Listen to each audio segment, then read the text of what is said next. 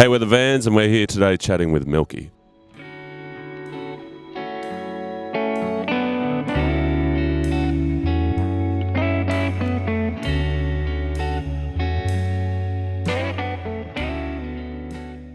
I think a lot of these songs on this new album were more kind of written together and like jammed out, and we weren't writing drum parts on a keyboard or anything like that. Because you're quite good at that.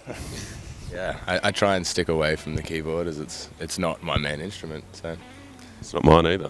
a bit more cohesion on this album. I guess we come together in terms of writing and what it's about, like a whole different array of ideas and whatnot, whether it's like relationships or like mental health or overcoming something with people that are close to you. And I don't know, and kind of for me, a few of the ideas express this feeling of like spontaneity and living the best life you possibly can. I don't know, we kind of explore everything, but for me, the whole main theme, and I guess that's why Last Year Kind is why we called it that. It's expressing the best version of you and I guess owning it, being proud of it. So that's where I stand with, I guess, the ideas and concept behind it. As Cam said before, it was very, we wrote a lot of the things together. A lot of pre-pro was prior to studio recording and Yeah. all right. It's all, it still feels like very live in that sense. We didn't really break it down too much and being strict on exact parts. It was more just like a feeling, capturing a moment, and whatever we did in that moment, we're just like, cool, that's a vibe. And that kind of crossed over in the studio as well, where it was just like, that live take was the one, rather than, breaking it down or, I think like backing off, like we didn't have any strict rules or anything, but I think if there was one, when we sat in the studio with the four of us and our producer, the only kind of rule we had was, does that sound like the four of us? And if it was no, we'd go back and do it again. Just kind of make sure that it sounded like all four of us and we're all happy with it. I guess that's the only thing we were focused on in terms of a sonic idea for the album, as long as it was us. Yeah. I think with the first album, I think the way we kind of approached it was more like building block, like get everything right. Whereas I think every song on this album is like a live take to some extent, then overdub stuff. But even when we like solo the tracks, there's mistakes kind of all over it, but it's kind of cool, I think. Are they mistakes? No, they're things I didn't mean to do. Yeah, now I've got to learn my mistakes. It's fun. I guess initially it was kind of like we were just putting out some songs with, we always wanted to do another album. Yeah, it was just kind of like throwing out some singles, and then the first few singles that are on this album, like Feels Good and Red Light, we never thought they would be a part of what we're going to create for the second record, and then it just felt right, and it would feel, I don't know, it feels a bit weird to not put them on there, because yet again, like capturing that live thing that we're going for, it just really worked from like a top to bottom, and to not have them there, they needed a home. We didn't just want these songs floating around in the abyss of the crazy world of the internet. We for us, like giving a song a home is like putting it on a record or something, like a vinyl. I wouldn't say it's like a couple of years in the working. It's, I guess the songs span across that, but the bulk of it was done. Maybe like 6 to 9 months of 2022 into 2023. Yeah. Like, even with that, like I think we only spent 4 weeks in a studio, probably all up, and we did it kind of in bits. Like we did Red Light and Feels Good together. I think we did another 4, then we did another 6, and they were just like a week or two. We just go up to the music farm in Byron Bay with Chris Collins, great producer, great guy, and that was that. And now we have an album. Yeah. That's pretty much how it happened. Just like, oh yeah, we got 12 now. I'm pretty happy with it. I think it's different enough from the first album as well. And there was songs like, even like a lot of the songs that are on it were written pretty close to when they were recorded. Like Last Year Kind, the title track, that was just kind of this synth idea thing. And then we're going to record in like a week and a half, and we're like, we got to write this song because it's got to go on the album. And now it's opening it, and it's the bloody album title. So it'd be kind of weird without it. Yeah, and it was like when we decided to go to the studio with it, it was kind of like, this will be sick, but we're not going to know if this song works or it's going to make it onto the album until we do it in the studio and we have our first take listen back. Yeah. Making it out alive, a song on the album we really finished writing the night before we recorded it, because we had lyrics to it and we're like, nah, these aren't it. So we had to rewrite them on the go, but I'm happy with it. I think it sounds pretty cool. As a collective too, I think the album is, as a whole, just works together with each song and track. What do you think? Well, this is only our second album, but now it's out. That sense of relief, not that making it at all was stressful, or it was like the most stress-free album process ever. But it's just like this relief. It's like, oh, cool, that's like done. What's next? I kind of want to make another one, and then another one after that. Feels right for us, I reckon, as a band, just making albums. I don't know, things are just like really working with the four of us in a room at the moment on a creative level, and that doesn't really just stop at, 4 or 5 songs, which an EP might be, but I guess it's like trying to tell a story other than like the songwriting side of things with lyrics. It's like telling a sonic story. Like, we want to capture so many different things, and I think that's why you could say we're a bit of an album band. Like, I know we're only 2 albums in, but it'd be cool to put like a 1 in front of that too and be like, oh, now we're 12 albums in or whatever. Yeah, it's just like telling that sonic story, and I don't know, because we're not just strictly like a rock and roll band. Like, we have piano ballads and acoustic songs, and now some like synth orientated songs. Like, we just want to keep it exciting, make it, I don't know, I don't want albums to die. I'm a big album fan, so you can see more of the artist as well in an album. When you're only getting a couple of songs, it's like, it's very kind of not surface level, but with an album it's like, okay, I can understand, everyone has their own interpretation of what an album's about or whatever, but you get more insight to what's going on and why they wrote that song.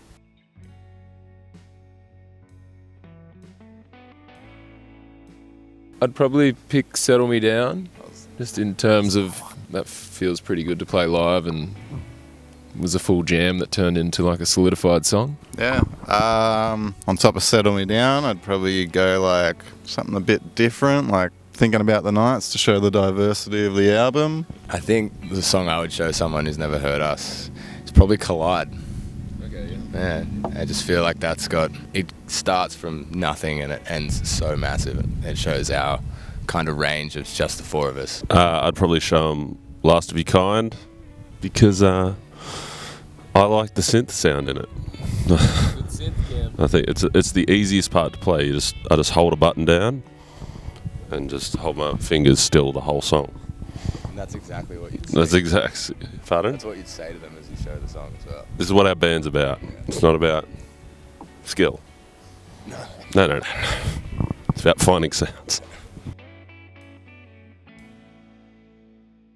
The additional chorus at the end of True Friends. That always gets stuck in my head. The where do I go stuff. I don't know why, it just pops up randomly. Probably the line, you want the finest wine, you want it all the time, out of last of your kind. Just gonna keep doing a rhyme. I don't know, there's a lot of lyrics in this album. Like, there's a lot of, I'd love to know the word count. We don't really repeat many things when we write lyrics. Just keeps on going. The songs are getting longer too, which is exciting. But far out. What are some of the lyrics? Heaps. Too many of them. And another one that gets stuck in my head is watching Cam do the BVs and Thinking About the Nights bridge to Halftime Show. I always just see Cam going, Halftime Show. Yeah, it does. It's set in like a bit of a... I really like... There's like a jam at the end of Settle Me Down, which gets in my head. More of a riff guy. They can expect a great lighting show by our lighting guy, Dave. said that last time. we bring him everywhere. He's great. It's going to be long and sweaty for us, at least. Sweaty. But fun. Benno's got to complain. Yeah, I'm going to... Where's my ice? Where's bath. the ice? Hopefully everyone likes them because the album will be out, and hopefully they like the album, and yeah. We want to hope they like it because we're going to be playing for about an hour and 40 minutes. So, yeah, I'm keen to play long set. We haven't had the opportunity to play a long set in a while. Been playing festivals and stuff. So, yeah, and just that freedom to also, you know, still jam. And I don't know, we're not too strict up there. Not everything's to like a time map or anything. So we're just like, cool, let's extend this bit because it feels cool. For me, I'm just like, we've always been a live band. It's the one like true thing that translates really well for us giving a song and then someone else hearing it. I don't know, it's just the bread and butter for us really. It's where we all cut our teeth playing live. And yeah, I guess when we're writing as well, it's not that I'm like thinking about it when I'm writing, but because we do play live a lot, when you're writing something, you get used to like that rush, like that excitement, and you might put that into your writing. I'm not going to say I do it every time, but there are parts where I can imagine I'm singing it live to an audience. I think there's certain parts of the album where when we were doing the lyrics, Jim, it was just like, oh, this would be cool if the audience sings this part. So you kind of imagine that. Write the show into the album kind of thing. Yeah. Some parts. So playing live is kind of definitely our main thing. Anything else we're not really good at. In general. Playing live and not much else.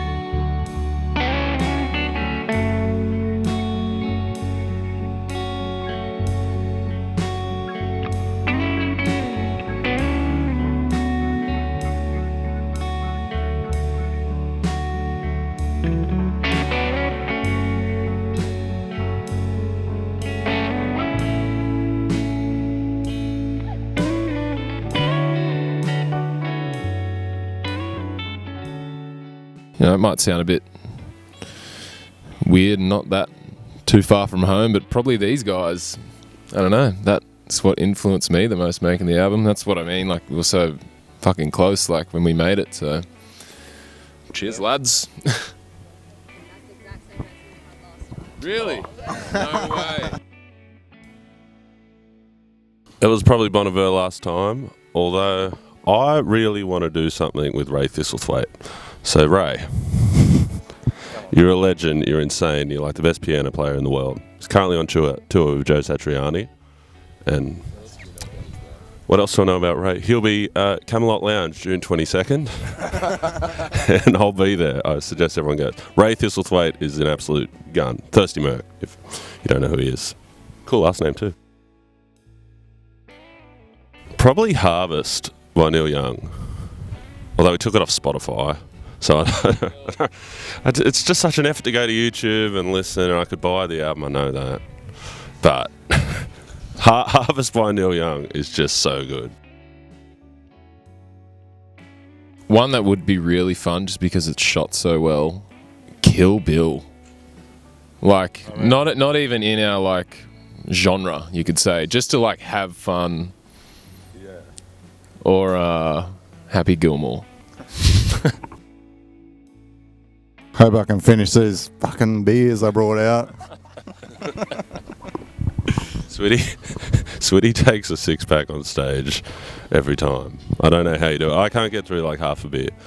If I'm thinking about anything, it's mainly just I hope nothing technical goes wrong. Hope I don't break a string. Hope an amp doesn't blow up. Sometimes we just have problems with like just leads and shit, and you're just like, oh, because it looks terrible because everyone's watching it, like his guitar's just not working. That sucks. And it's like, but it's not. I didn't do it. I didn't do it. So maybe that, or not to fall over, or yeah, I've done some stupid things on stage. I've fallen over a fair bit. Some of the stages, by the way, very slippery. Cam, stand up. Just to get Very. under the stage. His head. Hey, we've had I'll just stay like this the whole interview. You just chopped off. We've He's fully just gone. we've literally had shows where Switty and I will have to swap sides of the stages because there's like a beam, like we did it at the Evelyn and a few other places. That place in Perth, Indian Ocean Hotel. Wrong to be on the opposite side of stage that you normally play. It's like, I shouldn't be here. Yeah, we played in a basement once, the Grey Starling, and I legitimately couldn't stand up. So that was fun. What do you guys think about on stage? Same thing. Technical issues. Yeah. My God, I'm just looking at something going, don't break. And the whole set I'll just keep looking at. Like, it's still good. It freaks out. I don't think about anything. It's nice. I'm not thinking about leads or electricity and all this. I honestly just don't think. It's like when I think back to when we play like big memorable shows, I'm like, can't really like remember it that well. Not because I was pissed or anything. It was just like fully in the moment, not really thinking about anything. I'm just vibing out. Yeah, it is peaceful. I'm not like thinking about any. I don't know. It's nice. About it if I hear a crackle or just something, but most of the time I'm not really thinking about anything. I'm going to say Miley Cyrus because she is Hannah Montana. And she also does a very good cover of Jolene. And she's just... Hannah Montana is just one branch out of the Miley Cyrus tree. I reckon one of my favourite concerts was War on Drugs at the M-Mall. That was sick. The 1975 are the best band in the world. I don't think I'm ever going to top that concert. Maybe like the Black Seeds or Fat Freddy's drop, or we went to Bon Iver together not long ago. That was pretty cool. I saw Mumford & Sons when they released that first album. What's it called? Sigh No More or something? At the Enmore. And they were so sick. Like, and I was right at the front, and it was super tight, and it was like this new fresh sound, and yeah. Consumption Spice. I consume spice. That's all I can say. It's like eating. Then it would be like, I don't know,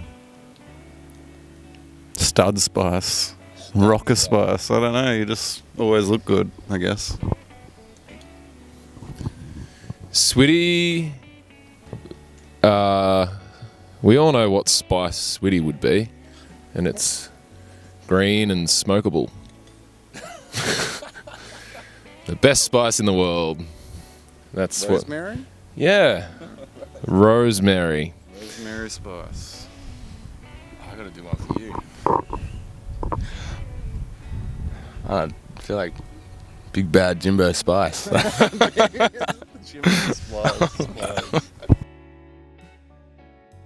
I mean, I'd love to hear Ray Thistlethwaite do one of our songs. I reckon he'd do a very good version of Checking Out. But I don't want him to because it'll probably be better than ours. What about you? I think it'd be kind of nice to see Justin Vernon do a cover of our song. Seeing we did a cover of his, little Bon Iver. If I saw Bon Iver covers the Vans, I would freak out. But that'd be sick. Yes, and if you asked this last time, it's probably the same. It's King of the Mountain, Midnight Oil. That will never change. Rosanna by Toto. I'd pick something by like The National or just something easy, just around here, like singing like that. I don't want to pick a hard song. We played at the Forum in Melbourne. I'd say that was probably one of the most memorable ones. It was the first gig we've ever had pyro at, and that was really, really hot. And I thought that was pretty cool. It was cool for us. It's like, yeah, we got flames. We had them once, and I think everyone on that whole tour expected flames, but we just did it for one show because they're expensive. Yeah, that's Forum. Is my answer. Forum is my answer also, because of the pyro, and it was like the first time we got to play in ages because of all the lockdowns and shit. So it was like come back, first show on the tour, or like the second half of the tour because we had to cancel it and all that shit. And to come back and play the Forum was mad. Mine recently was when we played Falls in Byron Bay. That kind of come out of nowhere. It was just in a tent, but then the tent like overfilled, and it was very, very rowdy, hot and sweaty. It felt like an old pub gig or something. But yeah, it was like the most uncomfortable gig. Stage is slippery, we're sweating, it's noisy, it's just, but I had a ball. Like, I love Frank Ocean and everyone loves Frank Ocean, but I just love how he's doing it. He's not overdoing it. It's literally just about the music, and I think that's what people, at the end of the day, that's what it's about, the music. He's not playing some internet game, or it's, to me, that's pretty, I don't know, influences me a lot. At the end of the day, it's just like, this is about the music. Kevin Parker or someone like that, that's, you know, all about the music, all about the creativity, and yeah, people vibe off that. To go off the cuff a little bit, I think someone like Robert Glasper, he's a jazz piano player, but he's most heavily credited on a lot of like R&B, hip hop stuff, like a whole bunch of Kendrick Lamar and all that. He's kind of being one of those guys that's molding a bunch of different genres into a modern setting. So like all of like To Pimp a Butterfly is all Robert Glasper and really heavy jazz dudes playing this hip hop stuff. And that's becoming its own genre, not a niche anymore, which I think is really cool. Yeah, anyone who's just involved in like heaps of records, like Rick Rubin or even like Questlove, like he's heaps influential and stuff. Or anyone who's like the best at what they do, like Eminem is pretty, like if we're a rap band, which we're not, and never will be, maybe. Mark Knopfler, man. Mark Knopfler's pretty Dire Straits. And of course Taylor Swift, because that's kind of inarguable. Because she's just like, I'm taking my music off Apple unless they change this, and they change it. And then that's how it is for everyone. So she kind of has the most say in everything. Lay off the beers, probably. Yeah. I don't drink heaps. It's just like, cut it out. Yeah, keep going to the gym because you need to stay fit to stay on tour. Save money. Like, yeah, yeah, I think that's what I'd say. Nothing special. Yeah, keep it real. Save some money if you can. My past self doesn't need any advice. He's on the right track. I'd just say enjoy now. Yeah. To look back and just be like, enjoy now, don't worry about anything else. Like, if you can't enjoy now, what can you enjoy?